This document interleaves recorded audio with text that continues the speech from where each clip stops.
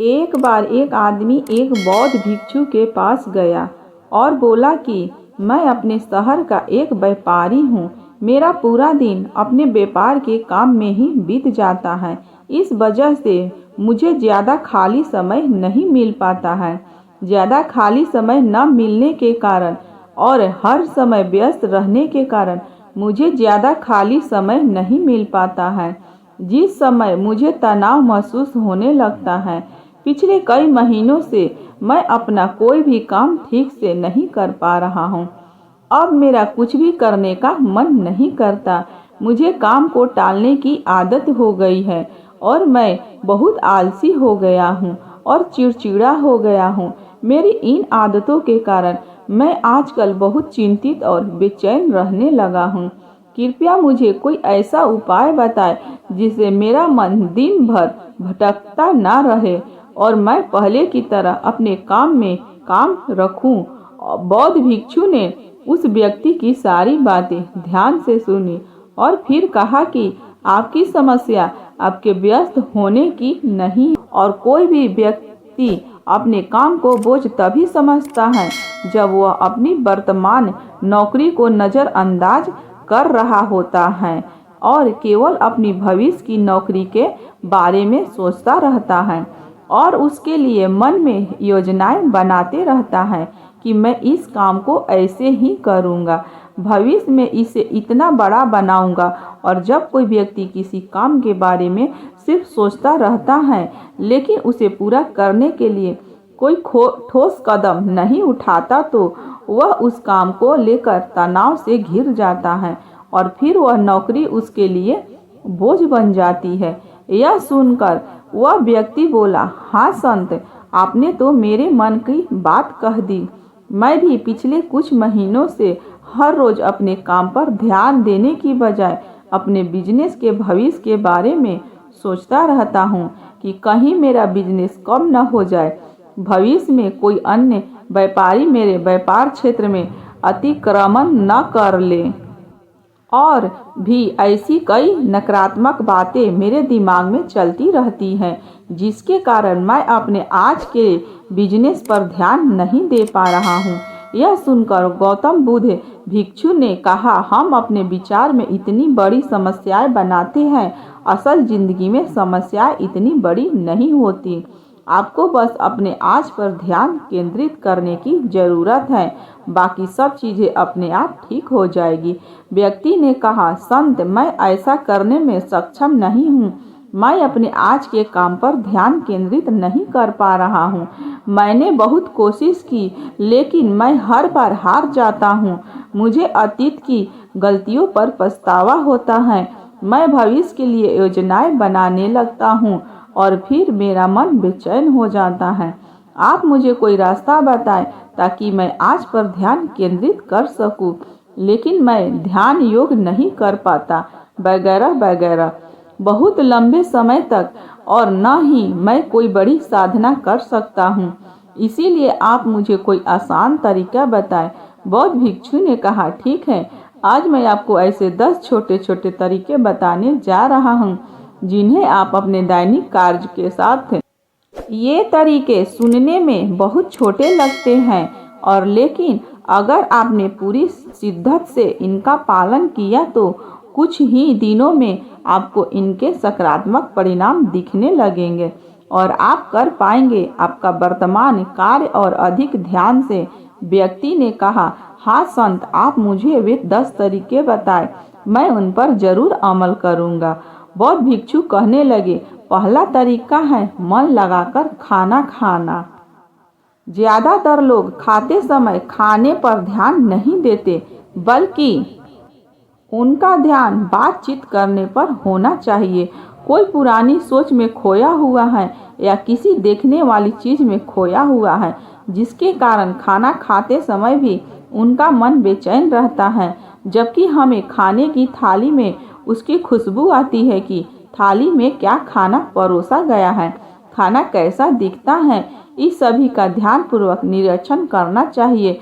और जो भोजन बनाता है और जो उस भोजन को उगाता है उन्हें मन में धन्यवाद देना चाहिए।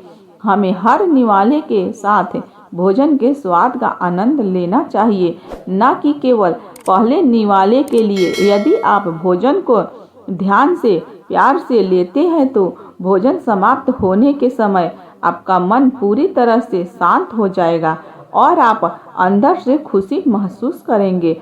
और यही कारण है कि पुराने भारतीय समाज में मौन रहकर भोजन करने की परंपरा रही है, क्योंकि मौन रहकर मन लगाकर भोजन करना भी ध्यान का एक तरीका है।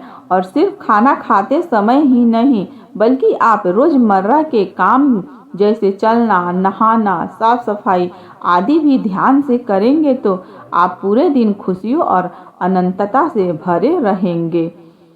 बौद्ध भिक्षु ने कहा, दूसरा तरीका यह है कि आप अपनी सांसों पर ध्यान दें।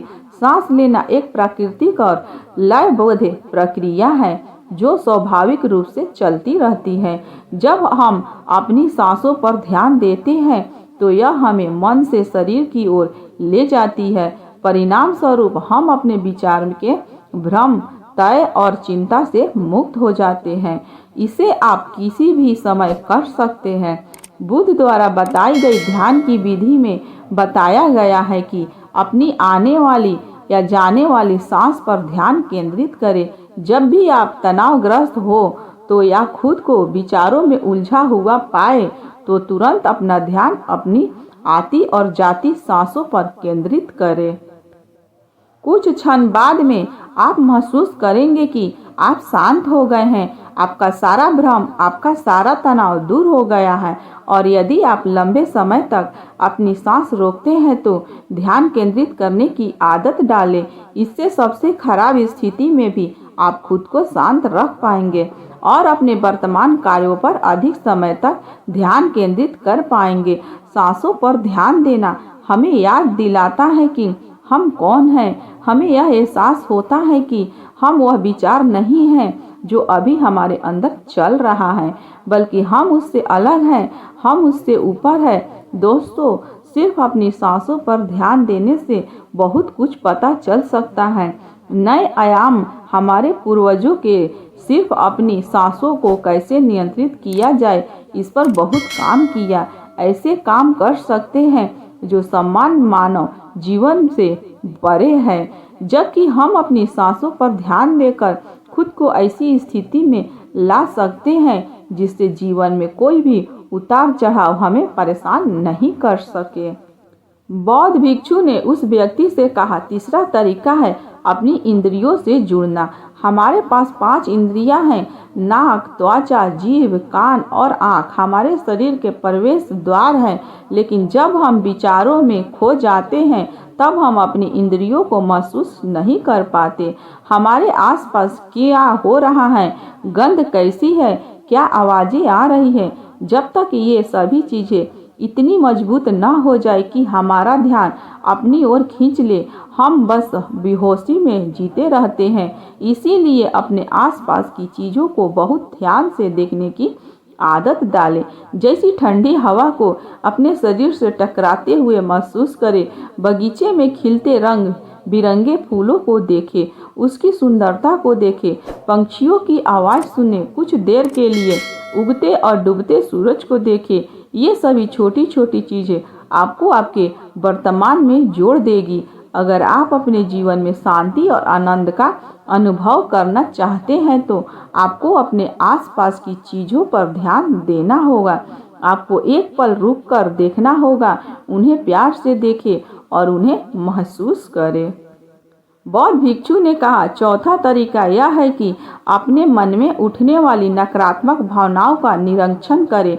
परेशान होना, निराश होना या गुस्सा आना इंसान में आम बात है, लेकिन हमें ऐसी भावनाओं में नहीं बहना चाहिए। लेकिन जब भी हम ऐसा करते हैं, किसी तरह का हमारे अंदर नकारात्मक भावनाएं, तो हमें इन भावनाओं पर ध्यान देना चाहिए।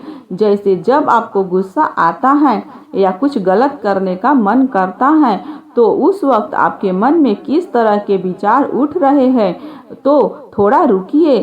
थोड़ी देर में आपको लगेगा कि आपको वो विचार नहीं है, आप उनसे अलग हैं। आप उन्हें देखते रहे और थोड़ी देर में वे सारे नकारात्मक विचार गायब हो जाएंगे और अगर आप हर बार ऐसा करते हैं तो आप अपनी भावनाओं पर नियंत्रण करना सीख जाएंगे।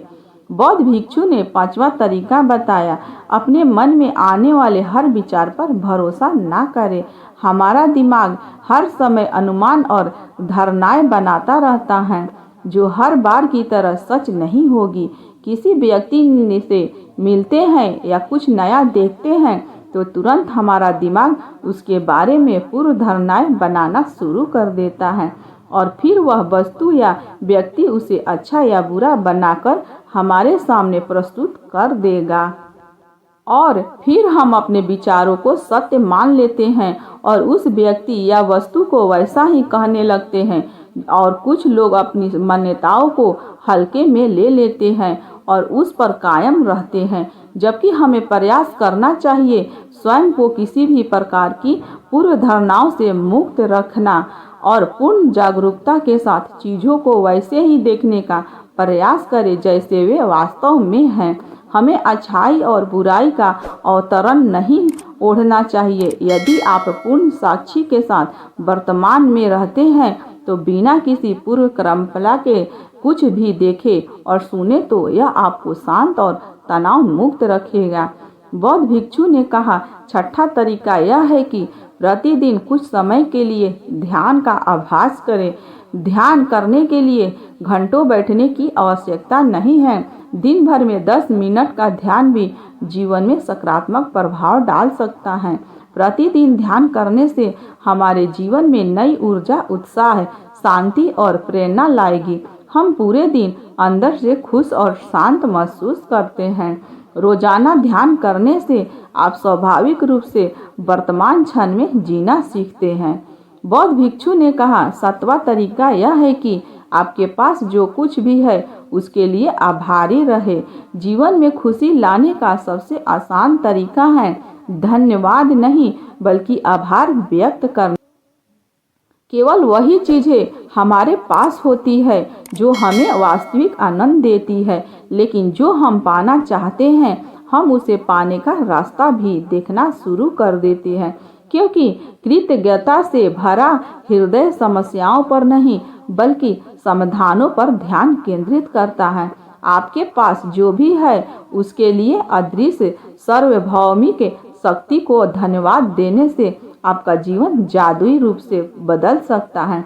आपको यह सोचना चाहिए कि आप कितने भाग्यशाली हैं कि आपके पास एक निश्चित चीज़ है। उदाहरण के लिए आपके पास एक वशानुगत व्यवसाय और हम नहीं जानते कि ऐसे कितने लोग हैं जो आपके जैसा व्यवसाय करना पसंद करेंगे लेकिन उनके पास नहीं है। इसके अलावा आपको इसके लिए आभारी होना होगा कि आपकी थाली में भोजन है जबकि दुनिया में लाखों लोग भूखे से मर रहे हैं।